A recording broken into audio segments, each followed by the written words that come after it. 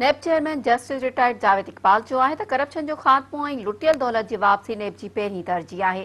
खंड अटे money laundering जाली अकाउंट्स स्कैंडल ऐं बदउनवानी के ॿियनि केसनि में मुलवस जवाबदारनि खे अंजाम ते पहुचायो वेंदो।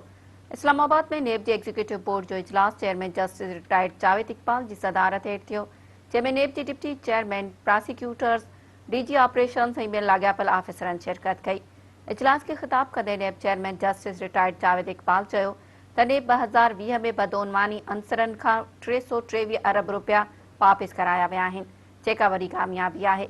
उन जो त प्ले बार्गेन जी हतमी मंज़ूरी एहतसाब अदालत ॾींदी आहे। प्ले बार्गेन में जवाबदार न रुगो पंहिंजे ॾोह जो एतिराफ़ कंदो आहे, पर करप्शन ज़रिए लुटियल दौलत वापस कराइण लाइ बि आमदा थींदो आहे।